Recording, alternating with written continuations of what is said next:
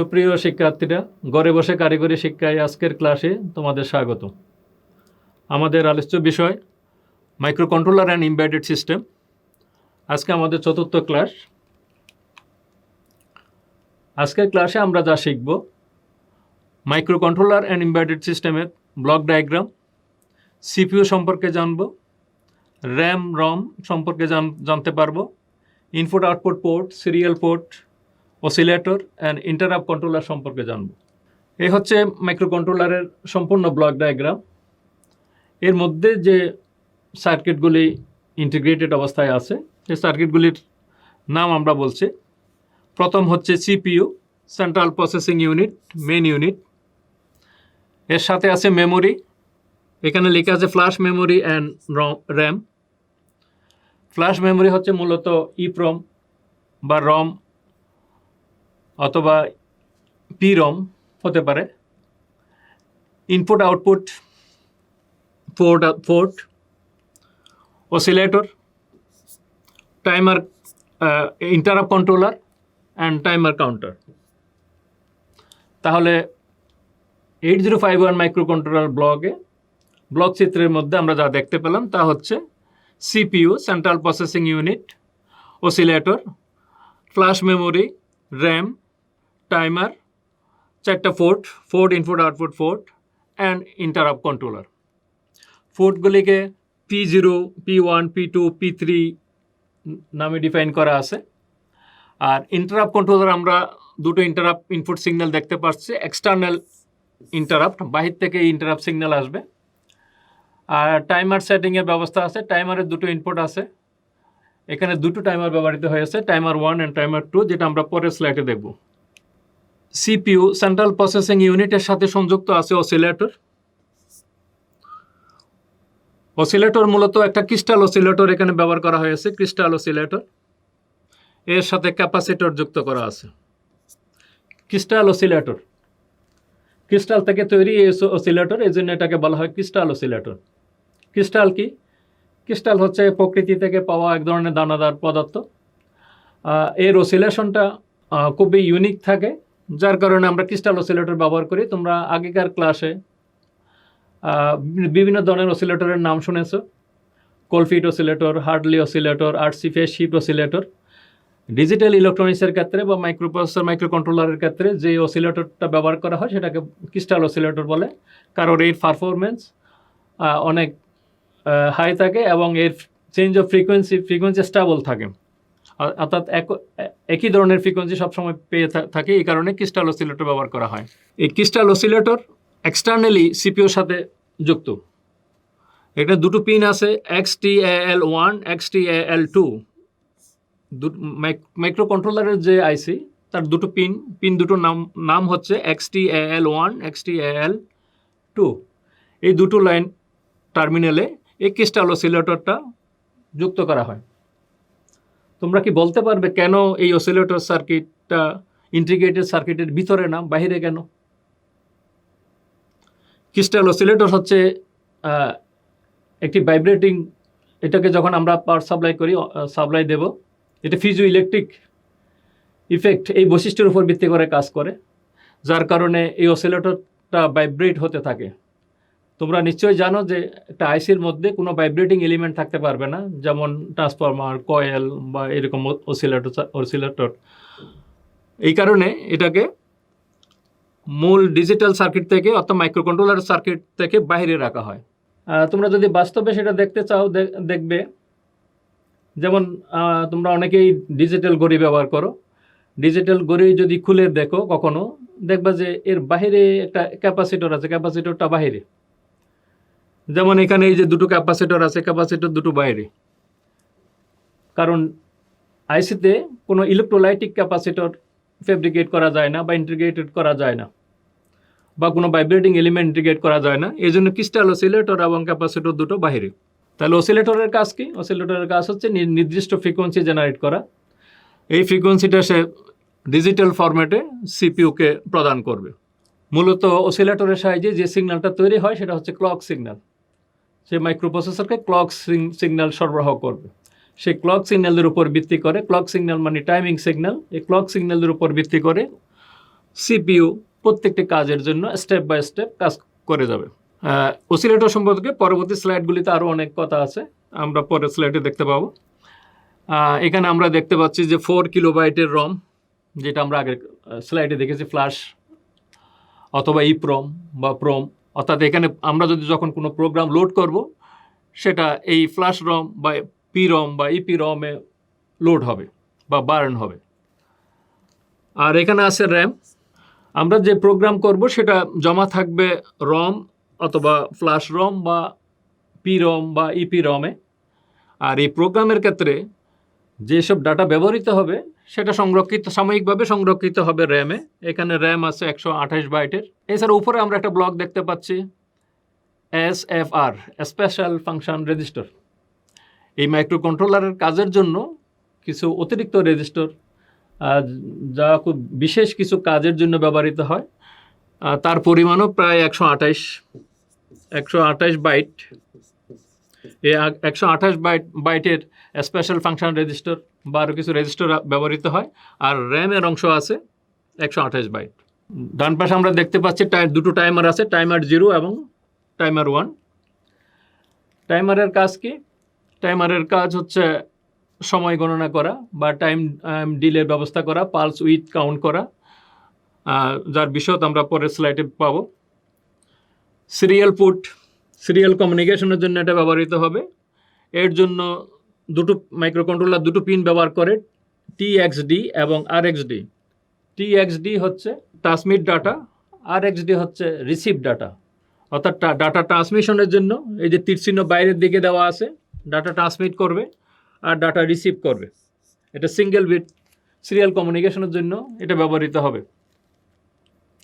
আর আমরা input output port দেখেছি কয়টা? 4টা। এখানে P0, P1, P2, P3।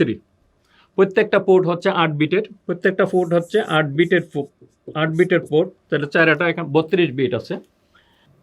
এখানে যেমন আছে একটা স্পেশাল ফাংশন রেজিস্টার, এই 4টা পোর্টকে নিয়ন্ত্রণ করার জন্য কিছু রেজিস্টার আছে, সেটা আবার এই স্পেশাল ফাংশন রেজিস্টার গ্রুপের মধ্যে।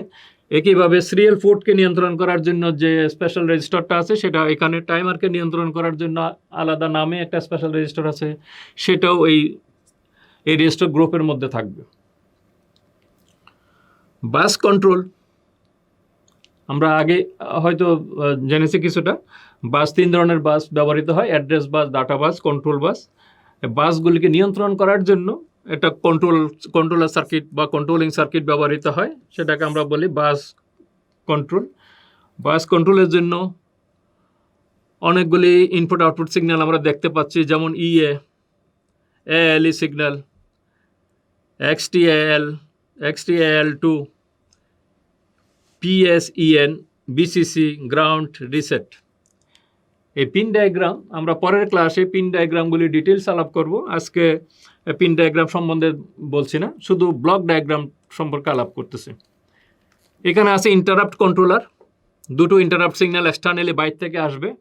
ইন্টারাপ্ট কন্ট্রোলার কি? সেই ইন্টারাপ্ট সিগন্যাল, ইন্টারাপ্টকারী কোনো সিগন্যালকে নিয়ন্ত্রণ করার জন্য এখানে একটা স্কোপ দেওয়া আছে সেটা, এবং ইন্টারাপ্ট সিগন্যাল যেহেতু দুইটা, বা ইন্টারাপ্ট সিগন্যাল কখন কাজ করবে বা কখন করবে না তা নিয়ন্ত্রণ করার জন্য ইন্টারাপ্ট কন্ট্রোল একটা সার্কিট আছে। এখানে একটু আমরা মূল কথায় আসি।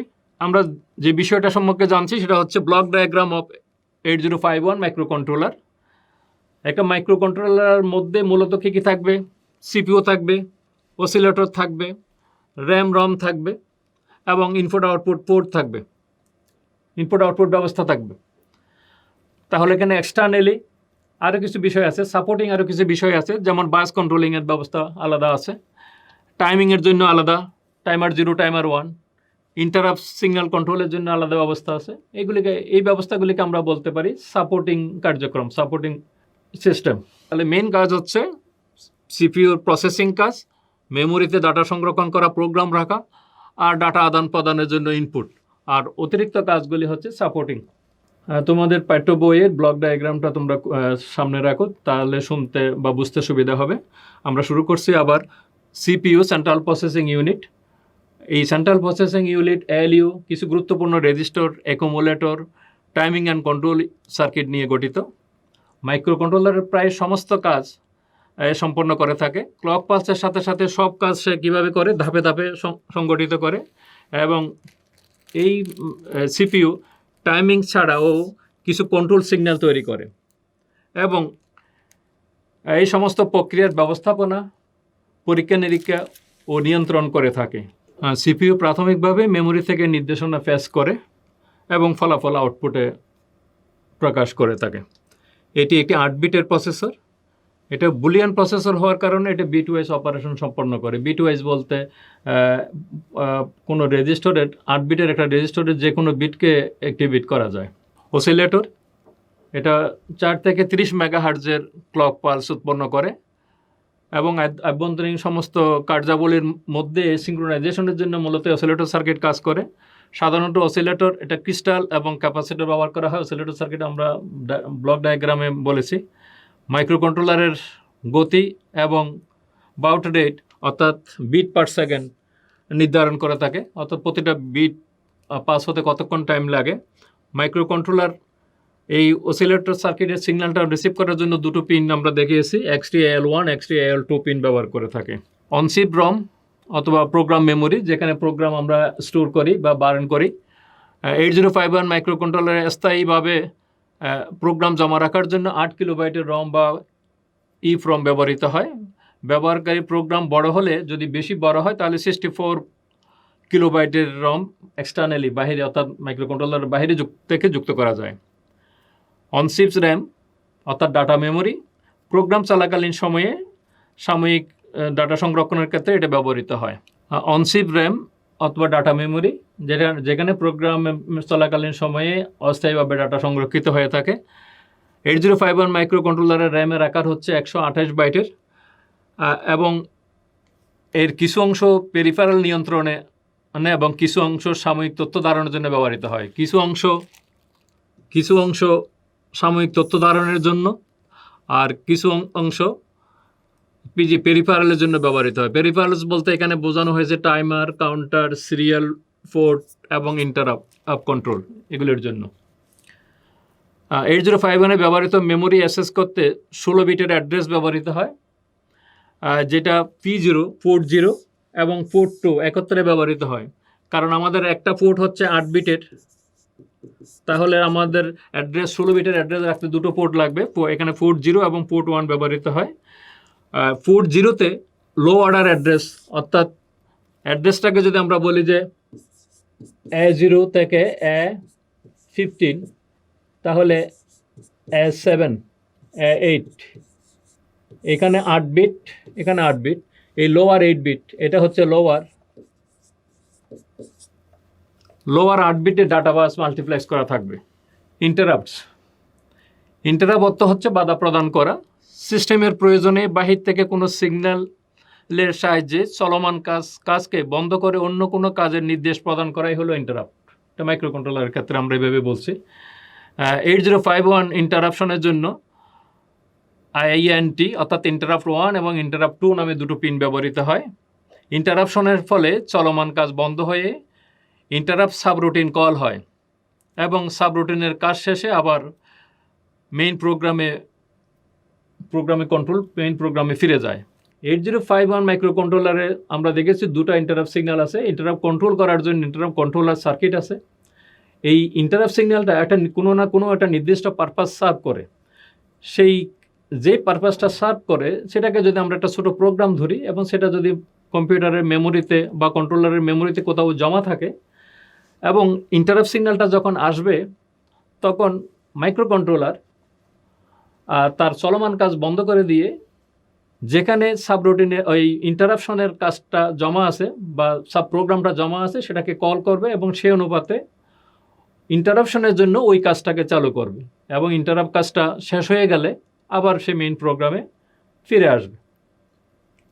এর জন্য একটা ইন্টারাপ্ট সেটিংয়ের জন্য একটা বিশেষ রেজিস্টার ব্যবহৃত হয়, সেটা হচ্ছে ইন্টারাপ্ট এনেবল নামক একটা রেজিস্টার ব্যবহৃত হয়। আমরা যখন সবগুলি রেজিস্টার পড়ব তখন এর ব্যাখ্যা পড়ব। Timer and counter. 8051 মাইক্রোকন্ট্রোলারে দুটি 16 বিটের টাইমার আছে, যেটা 8 বিটের 4টা রেজিস্টারে বিভক্ত। সময় পরিমাপ, ডিলে পরিমাপ, পালস গণনা, পালসের প্রশস্ততা পরিমাপ, পালস উৎপাদন ইত্যাদি নানা কাজে এটা এই কন্ট্রোল টাইমার ব্যবহৃত হয়।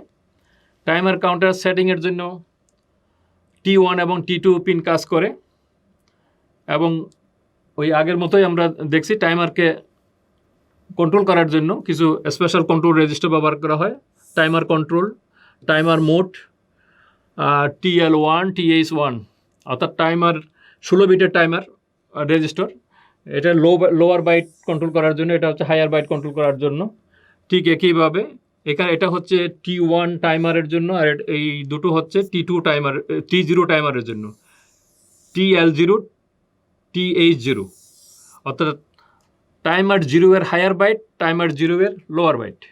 এইটাও একইভাবে টাইমার 1 এর লোয়ার বাইট, টাইমার 1 এর হায়ার বাইট। এই কন্ট্রোল রেজিস্টারের মাধ্যমে আমরা টাইমারগুলিকে সেট আপ করে দিতে পারি। তার উপর ভিত্তি করে কন্ট্রোলার এই টাইমার মাইক্রো কন্ট্রোলারকে টাইম কন্ট্রোল সিগন্যাল প্রদান করে। সিরিয়াল পোর্ট, 8051 মাইক্রো কন্ট্রোলারে সিরিয়াল কমিউনিকেশনের জন্য একটা পোর্ট আছে। এটা দুটো পিন ব্যবহার করে, TXD RXD, যেটা আমরা আগেই বলেছি, এবং এটা কন্ট্রোল করার জন্য একটা রেজিস্টার আছে, SCON serial control register. Input output port আমরা দেখেছি যে 4টা ইনপুট আউটপুট পোর্ট আছে, তাহলে ওখানে 4টা 32টা পিন কাজ করে। এই পোর্টগুলিকে কন্ট্রোল করার জন্য স্বতন্ত্র রেজিস্টার আছে, কন্ট্রোল রেজিস্টার আছে, P0, P1, P2, P3 নামে। এই রেজিস্টারগুলি বিট অ্যাড্রেসেবল, অর্থাৎ 8 বিটের রেজিস্টারের যে কোনো বিটকে আমরা চেঞ্জ করতে পারি। এর জন্য যে ইনস্ট্রাকশন আমরা ব্যবহার করি সেটা হচ্ছে সেট বিট আর ক্লিয়ার দিয়ে আমরা রেজিস্টারটাকে ক্লিয়ার করে ফেলতে পারি, আর সেট বিটের ইনস্ট্রাকশনের মাধ্যমে বিট সেট করে দিতে পারি। মূলত পোর্ট সেট আপ করবো ডাটা ইন এবং আউটের জন্য। পোর্ট 0 অ্যাড্রেস এবং ডাটা ওয়ের জন্য ব্যবহার হয়। আমরা আগের স্লাইডে বলেছি মাল্টিপ্লেক্স করা থাকে, যেমন AD0, AD7 এই পর্যন্ত মাল্টিপ্লেক্স করা থাকে। আর পোর্ট 2 হায়ার অ্যাড্রেসের জন্য ব্যবহৃত হয়, 8 থেকে 15। পোর্ট 0, পোর্ট 1, পোর্ট 2 এই প্রত্যেকটাই আবার ইনপুট আউটপুট হিসাবে কাজ করতে পারে, অর্থাৎ ডাটা ইন এবং আউটের জন্য। এবার আসো বাস ব্যবস্থা। আমরা আগেও বলেছি এখানে তিন ধরনের বাস আছে, address bus, data bus and control bus. Address bus 16 বিটের, ডাটা বাস 8 বিটের, আর কন্ট্রোল বাস এক বা একাধিক থাকবে। একাধিক ওয়্যার নিয়ে কন্ট্রোল বাস গঠিত হবে। মূলত সে কন্ট্রোল সিগন্যাল বহন করে। শিক্ষার্থীরা, আজকের ক্লাসে আমরা যা শিখলাম, 8051 মাইক্রো কন্ট্রোলারের ব্লক ডায়াগ্রাম, অর্থাৎ ব্লকের মধ্যে কী কী আছে আমরা দেখেছি। CPU, memory, input output port, oscillator, timer, interrupt controller, তার সাথে কিছু সংযুক্ত ইনপুট আউটপুট পিনের সাথেও আমরা পরিচিত হয়েছি। আমরা CPUর কাজ, অসিলেটরের কাজ এবং মেমোরির কাজ কি, মেমোরির ক্যাপাসিটি কত, টাইমার কাউন্টার, ইন্টারাপ্ট কন্ট্রোলারের কাজ সম্পর্কে জানতে পেরেছি। আজকে ক্লাসের উপর ভিত্তি করে তোমাদের জন্য কিছু বাড়ির কাজ রইল। বাড়ির কাজ হচ্ছে 8051 মাইক্রো কন্ট্রোলারের ব্লক চিত্র অঙ্কন করবে, এবং এর CPUর কাজ কি, অসিলেটরের কাজ কি, ইন্টারাপ্ট কন্ট্রোলার কীভাবে কাজ করে সেটা বর্ণনা করে লিখবে। শিক্ষার্থীরা বাড়ির কাজটা অবশ্যই করবে। ইনস্টিটিউট খোলার পর তোমাদের বিষয় শিক্ষককে জমা দেবে, উনি এটা মূল্যায়ন করবেন। আশা করি আজকের ক্লাস তোমরা ভালোভাবে বুঝতে পেরেছো। ভালো থেকো, সুস্থ থেকো, ধন্যবাদ।